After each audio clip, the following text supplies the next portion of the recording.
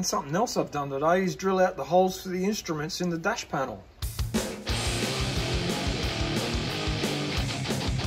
Well, drilling out these holes wasn't hard at all. It was just a matter of marking out where I wanted the gauges and just mounting a hole saw to my drill press and simply drilling some holes. And while I was drilling the holes, I used a bit of cutting oil. Just made a easy job even easier. But there's something I want to tell you about these hole saws. Well, for many years I've just used this cheap set of hole saws, and I've replaced this one with a good brand, but they're just cheap. You know, they did their job, and I still use them sometimes, and the arbors are actually quite good. But whenever I needed a different hole saw or a different size, I went out and bought these Sutton's ones. Now, they're really good. Only problem is they're made in China, but everything's made in China these days. Well, I needed to buy some more hole saws and decided to use this Kango brand. I noticed that they're made in the USA. So I decided to give them a go because the price was right. They were actually a lot cheaper than the Sutton's ones. And I got to give these Kango hole saws a really good rap. A lot of the times when you use these Sutton's ones, the teeth there chatter and they kind of walk when you're drilling a hole. And the size, whatever size that one is, well, that's a 54 mil.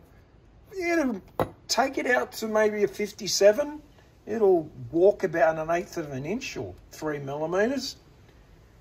And I bought these Kango ones undersized because I just thought they'd do the same thing, but in actual fact they didn't. So this 48 mil one, which I bought to drill a 51 millimeter hole, only walked about 1 millimeter. So then that required me to die grind the hole out to the 51. Well, I was that impressed that I ran back down to the hardware and bought one in 51 millimeters, because there was no way I was going to sit there and die grind out another 5 holes when I didn't need to. And for $21, this was the way to go. Now, I don't know for sure, but I think it might be because of the teeth design that these don't walk. It looks to be less teeth than the Sutton's ones and a completely different shape. Look, I don't know that for sure, but I know that I won't buy these Sutton ones anymore. I'll definitely buy the Kango. They're cheaper, they don't walk, they fit any arbor in the middle there. There's also multiple holes for the arbor, as opposed to just the 2. And I think that's a great idea as well as these holes here, because when you get the piece of metal in there, you can simply just get your screwdriver and just push it out. That's a good idea. The Sutton's ones have holes too, but just these little holes here. It means getting a flat edge screwdriver in there and wiggling it out to push it out. Well, I can promise you, Kango is the way to go and my choice from now on.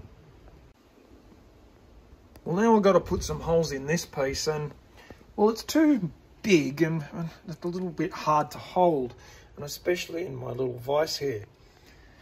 What I've just done, got a big block of wood from out in the backyard, and I've just put some tech screws in it. That'll hold it on the block, and the block will just hit the back of the machine here and stop it from turning.